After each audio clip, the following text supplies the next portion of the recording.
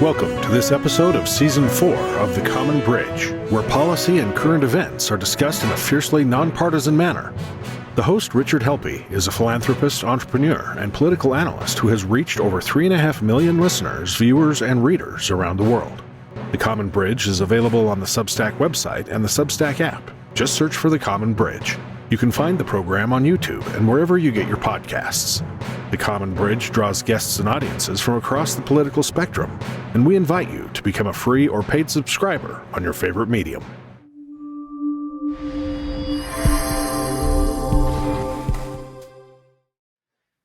Hello, welcome to The Common Bridge. I'm your host, Rich Helppie.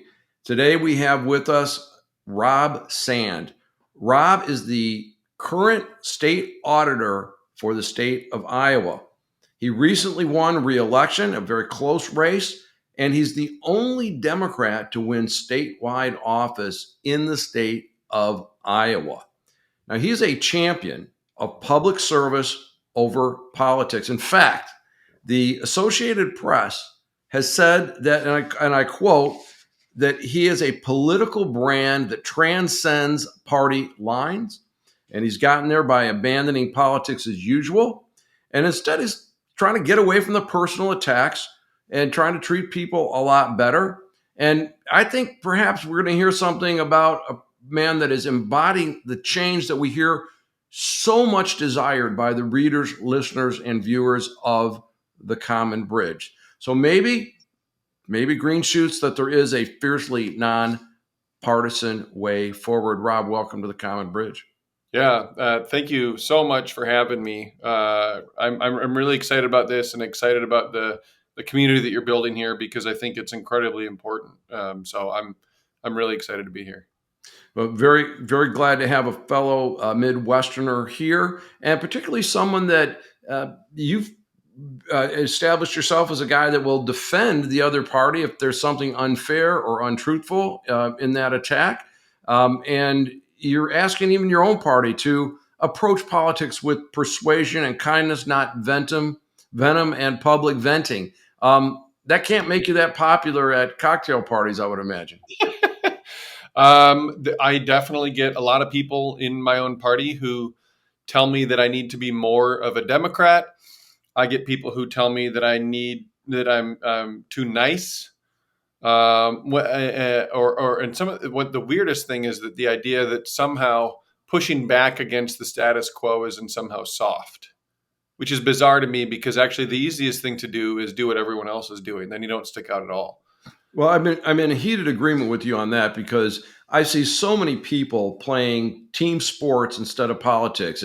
Did my team win? I just abhor this notion of red, blue, and purple. It's nonsense, and it's just further dividing us.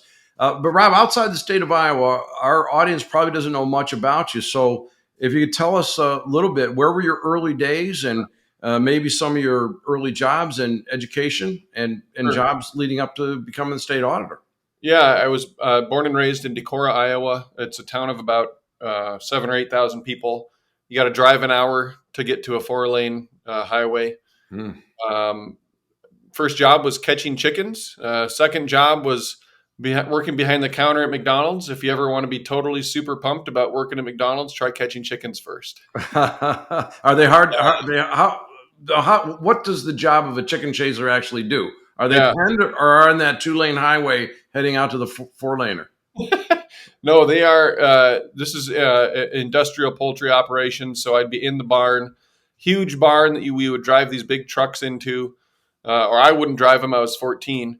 But the big trucks would get driven into the barn, and then we'd climb down, turn out the lights because chickens can't see well in the dark, and walk up behind them, grab them by the legs, and hand them to the guys on the truck who'd take them back for processing. So very dirty job. The only thing they've got left to do once you've grabbed them by the legs is kind of let it all out. So you'd go home smelling like a barnyard, and my mom, if she caught me in time, would usually make me take my outer layers off outside of the house before I came inside. Well, those jobs, though, are so instructive because no one needs to tell you maybe you want to learn a trade or go to college and find some marketable skills. because you don't want to be chasing chickens, late into your 50s or anything. Now, I understand that you were a good student. You qualified and attended Brown University. You got a political science degree there? Yep. Yeah. Loved growing up in the Midwest, loved growing up in Iowa. Thought, hey, I don't know what it's like somewhere else. Maybe I should go see. And really did enjoy my time in Rhode Island. Liked being at Brown, but then came back when I was done because I went and saw. Yeah. And then you went to law school at the University of Iowa. Yeah, I had I'd gotten admitted to Harvard as well. That was one of those choices that was actually easier than a lot of people oftentimes expect. I knew I wanted to do public service work. I knew that typically it's not very well paid. I knew I wanted to live in Iowa. And for those reasons, among others, I just thought, it makes a lot more sense to be home, to go where I had a full ride so I wasn't loading myself down with debt, and to go where I would, have a better chance of getting to know people and building friendships. Having grown up in a small town in the corner of the state, it's very far away from everything else. I didn't necessarily have a lot of high school friends in Cedar Rapids or Des Moines, and sure thought about going back to Decorah when I was done with law school. One of the main problems was some of my mom's friends were telling me who I should date if I moved back. So I decided they had your life mapped out for you. Well, we had Professor Derek Muller, who teaches at Iowa. Do you know Derek? I don't know him personally, but I know of the work he's doing over at Iowa, and I think we follow each other on Twitter. Yeah, he's an election law. Was a great guest. He's from Michigan. And given that Michigan's on its way to Arizona to play TCU, I suspect he may be coming in with a little maize and blue to work. And Sounds of course, right. Michigan's former quarterback's heading out to Iowa. Yeah, we're excited about that. He's a good player. He's good. He's a nice young man and a good player. So I wish him the best of luck, except when he's playing Michigan. Now you were the chief public corruption officer. What exactly is that? And you had a couple of really big cases. Yeah, so I handled most of the public corruption prosecution in Iowa when I worked at the Attorney General's office. I was Assistant Attorney General. There's a small division there of people who are handling cases that county attorneys are referring to the Attorney General's office. And if it was a financial crime, typically it was mine. And probably around half of those financial crimes were public corruption cases. So I got to see quite a bit of that. Worked on the Iowa Film Office tax credit scandal. We had one of those filmmaking tax credits that did not turn out to go so well. And then later on, actually ended up working on a case that turned into leading an investigation that uncovered the largest lottery rigging scheme in American history. And if anybody... It's a wild tale. There are Bigfoot hunters involved, Richard. It's pretty bizarre. I wrote a book about it that came out this year called The Winning Ticket. So you can pick that up wherever you like to buy your books. And it is a fun read. It's a true crime book. It's not really much about politics. I note at the very end that I left the office shortly afterwards and ran, but that's about it. Great. Yes, it's called The Winning Ticket: Uncovering America's Biggest Lottery Scam. And I have not read the book yet, but I will. But you took on elected and appointed officials. You also knocked heads with Republicans, Democrats, attorneys, investment advisors, embezzlers, and other people that exploit the elderly. So there were a lot of guys on the bad guy side of that equation. So I'm fascinated to read about that. And it always amazes me that with so many easier ways to make an honest living, that someone would turn to that. Because if they put that same effort, same intellect in a legitimate enterprise, they'd probably do a lot better. Yep. But it is what it is.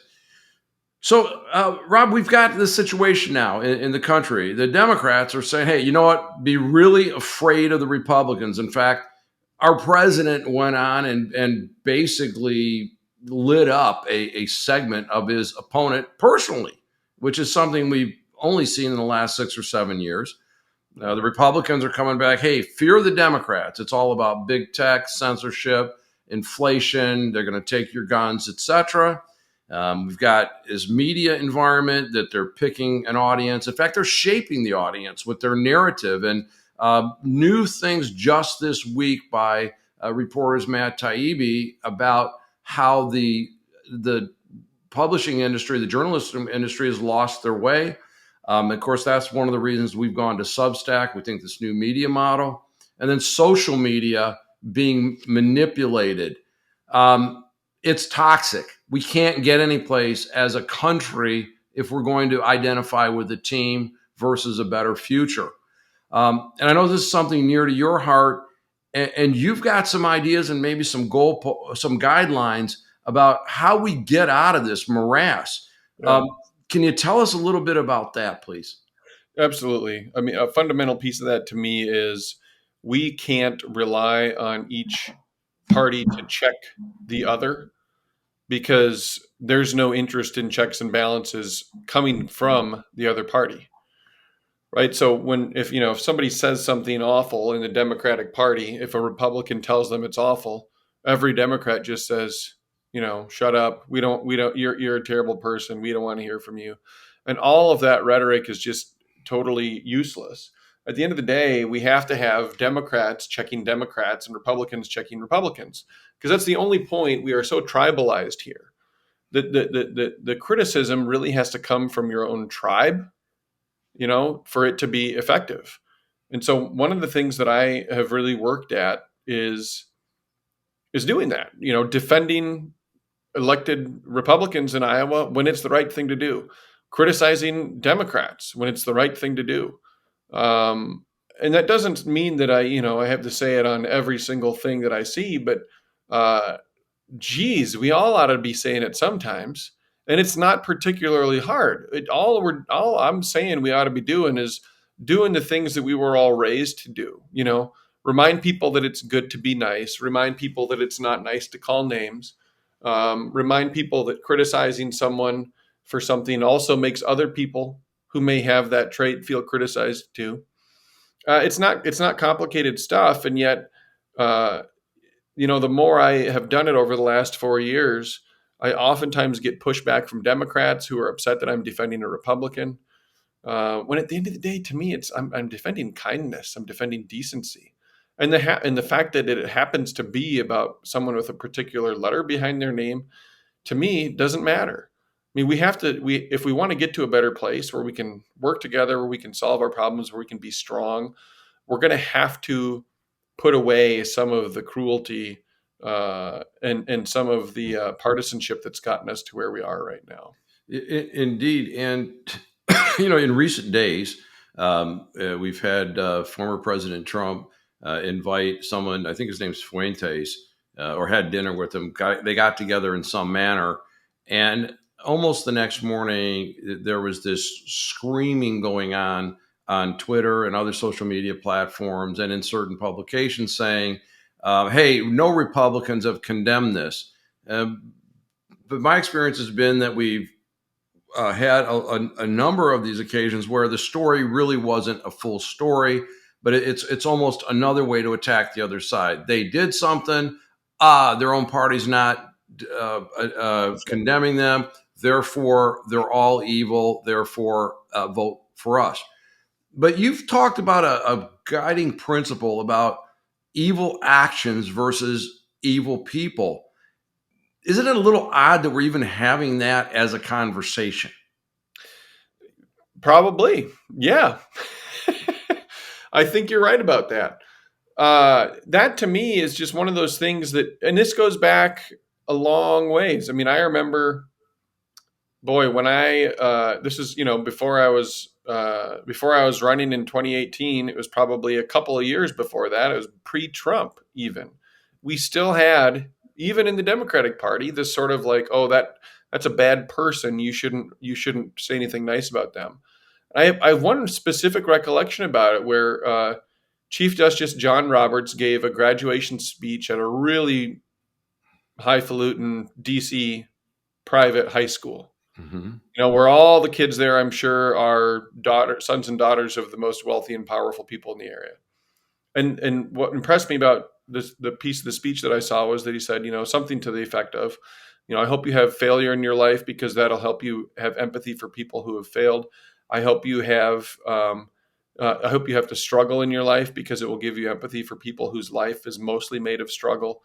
And a lot of just sort of like reminding them of their positions in society and their privilege in a way that I thought was effective and nurturing, while at the same time, being serious about the fact they had all these advantages. And I remember sharing that on Facebook and having friends of mine say, well, you shouldn't share anything by John Roberts. He's a terrible guy. I disagree with most of, I can't say, I disagree with plenty of his decisions. Citizens United is a travesty to the American democracy and our campaign finance system. But he had a good point that day. And I feel like when somebody has a good point, we have to be willing to say, hey, wait a minute. Okay, this is someone that I don't tend to be in love with. But I think right there, as the saying goes in Iowa, even a blind hog finds an acorn every now and then. Indeed, and if you think about former Attorney General Bill Barr, Yeah, a lot of scathing opinions on him. And if you kind of unwrap the facts on it, less than a month after the November 6th election in 2020, he's in the office of the President of the United States telling him, hey, all this stuff you're saying about a stolen election is bullshit. He told him, and then he said, I resigned. I'm not going to handle this. He went from zero to hero. But there was actually a podcast run by some left wingers, and they're going to review his book. And they all proudly got on the podcast and said, well, we're not going to actually read his book. It's like, really?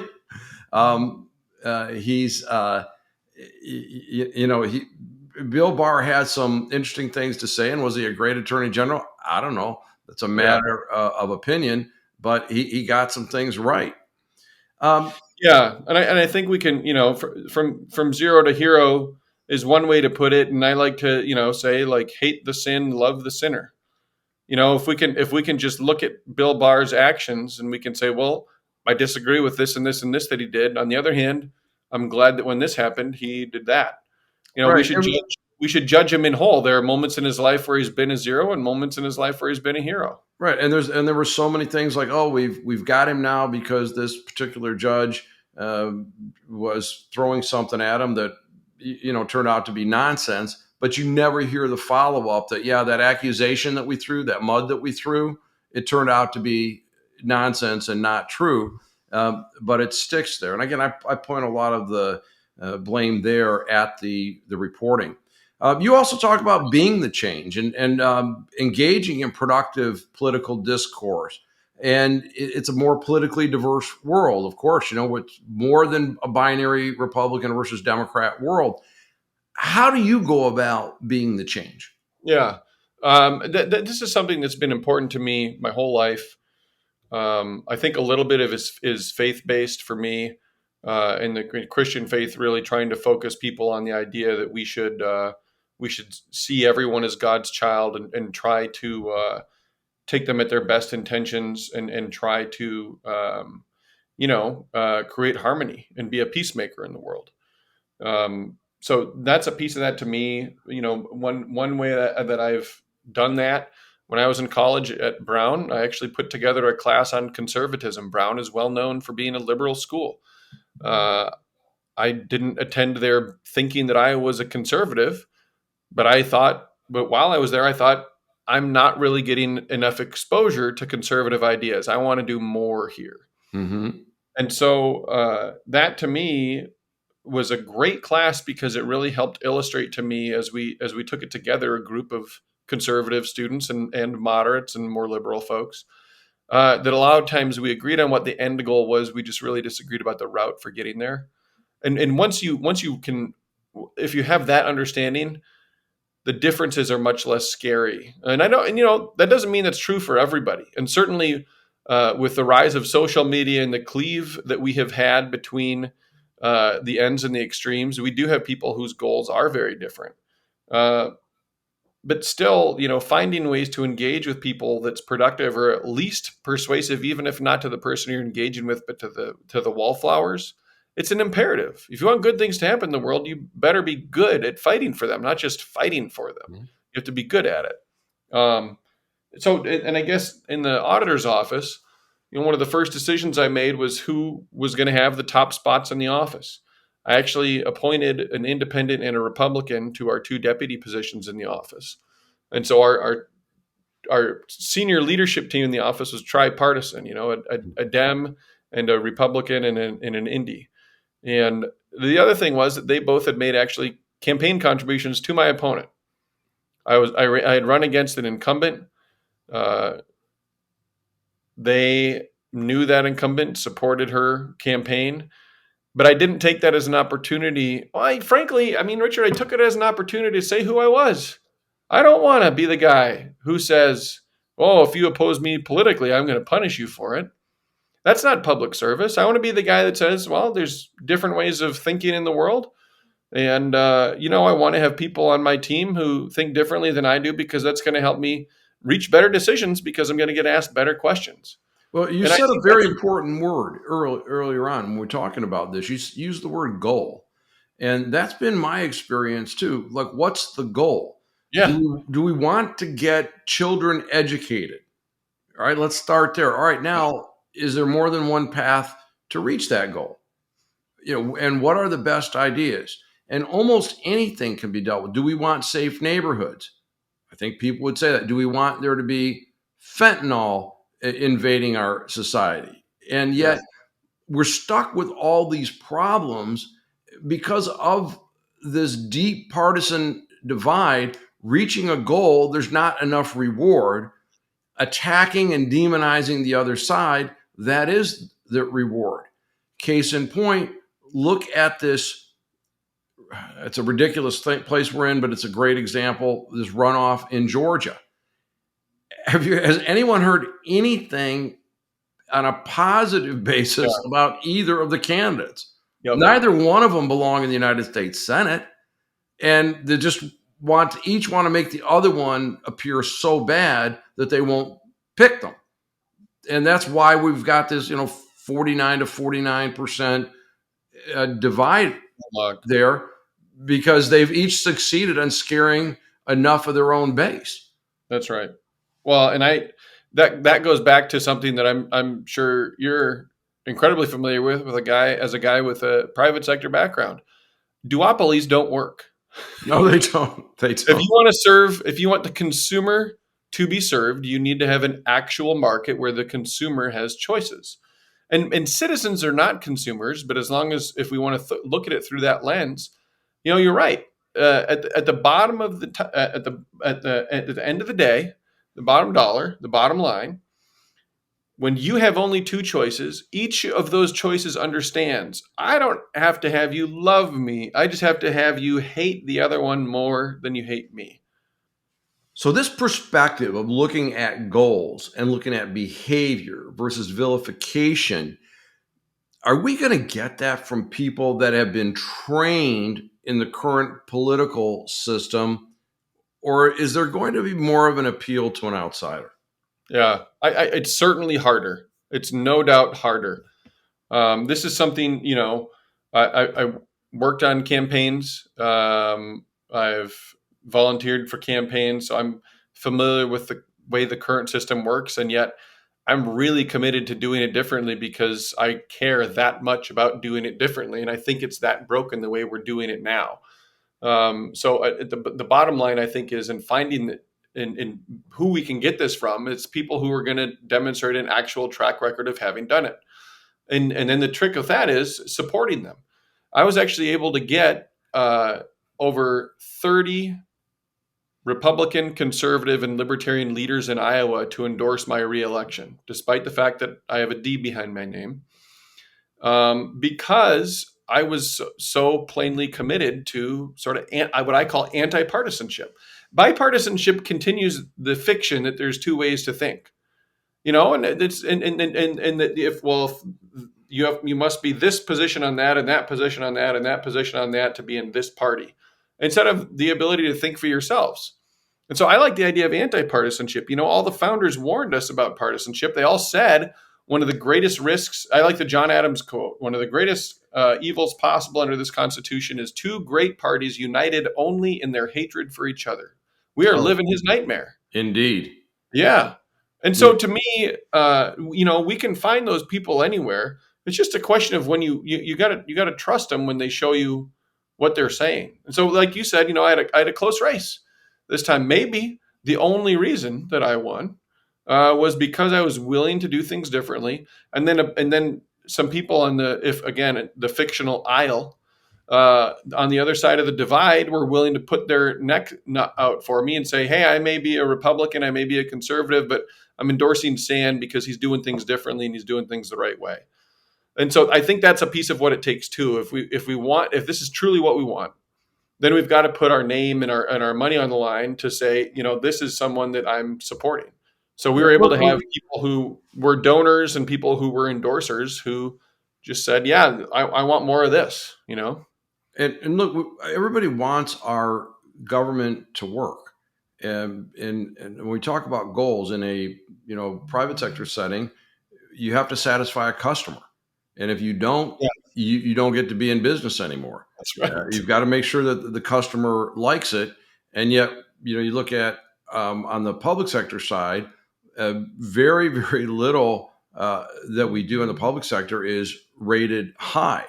And you can see why that occurs as the partisanship gets baked in. There's kind of a class of people I find interesting. They're nice people.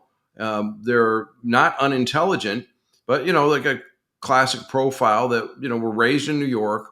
Went to school on the East Coast. Yeah. Went to work for a political campaign. Went to work for a congressional person, and got caught up in politics. And that's what they do. Yep. They never chased a chicken in Iowa. They never turned an auto part, tightened an auto part in Detroit. And yet they've got this idea about politics being beat the other guy and not getting the idea like, well, what is it we want the government to do? And some of that, of course, morphs into who's there. How do they get there? We talk about voting system. And I've had people on the show talking about ranked choice voting and proportional representation and other ideas like that. Again, not necessarily an endorsement, but just presenting for our audience on the Common Bridge. You like the idea of a jungle primary. Jungle primary combined with ranked choice. Because California, they do the jungle primary and then send the final two, but then you just have a duopoly for the general election again. Mm-hmm. And so the same corrupt incentives are there to really serve yourself as opposed to serving the public. And similarly, if you do ranked choice, but it's only among party nominees, then you have the party choosing it. So what I really like is what we call, final five voting or final four voting. It's the Alaska system. You have an open primary. Everyone has the same right to participate, including independent voters. And then the top 4 or 5 vote getters go to the general, and then you do ranked choice or an idea I like. I don't know if I'm the only person who's come up with it, but it's just simple review voting. Fill in, everybody gets ranked or rated. So if you love a candidate, give them 5 ovals. If you're okay with them, give them 3 ovals. If you think they're the spawn of Satan, give them 1 oval. And then you just average them on election night. You're going to get quicker returns, and the highest average review, the highest average number of ovals wins the election. We buy a lot of products on Amazon out of 5-star review, and we do get these false choices. Now, one of the things that would be interesting about a jungle primary and a ranked choice voting is today it seems to favor the Democrats, which it certainly did in Alaska. California, effectively, it's a one-party state. And there might be critics of yours that say, well, of course you'd like to see that as a Democrat in Iowa, because that would benefit more Democrats than Republicans at this point in our history. What would you say to that? I don't think it benefits either party.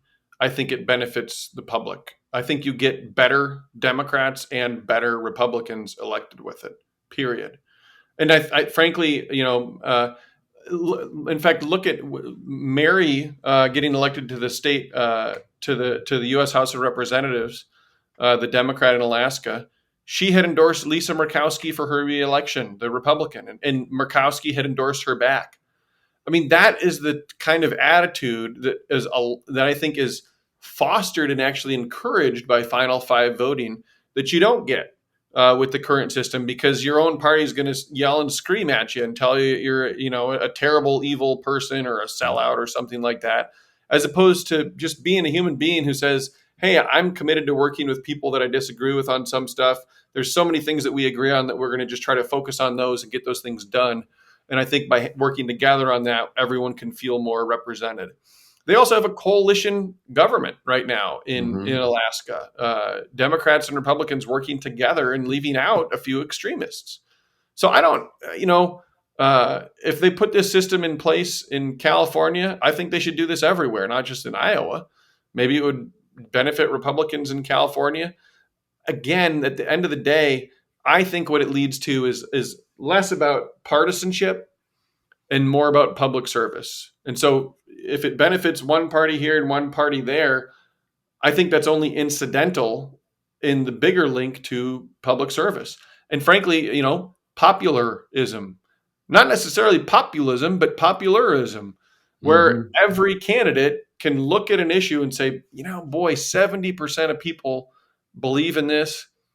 I've always kind of gone back and forth, but I suppose maybe I should support it. And then we could actually have, a great, I would love to have a great period of time in American history where with this system, we end up pursuing and enacting a lot of good changes that not everyone, but the broad cross-section of society thinks that we need. And some of them will be ideas from the Republican side of the aisle. Some of them will be ideas from the Democratic side of the aisle. But the key is that they're all going to be popular. And to me, that's a huge, huge boon and a huge reason to do this. Because right now, I've proposed numerous ideas here in Iowa saying, hey, we should do this, we should do that. Ideas that should be popular. And everybody says, oh, they like the idea, they think it's fine, but they don't want to do it because you have a D behind your name.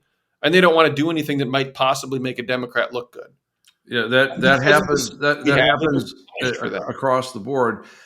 We can't say that this was a good solution because somebody else might get the credit. Look, it's clearly that we need to do other things. And Rob, this has been actually a great start to a conversation. I hope that we can maybe have a couple of focused conversations in the future. But as we move toward the end of our time today, if you could just kind of talk about what policy changes you'd like to see, if there's something we didn't talk about, or any kind of summary comments, I'd sure like to hear about those. Yeah, I mean the big one to me, and I think it should be kind of everybody's priority, would be giving independents an equal right to participate as voters, and then making it so that it's not the lesser of two evils in every November election. I think that change would make it possible to solve a lot of other problems. And so that would be great. Beyond that, I like the idea of simplifying things and again, finding other ways to make them less partisan. In Nebraska, the legislative elections are not partisan. You don't run as a member of a party. You don't have your party on the ballot. I think that would force people to educate themselves a little bit more about who the candidates are.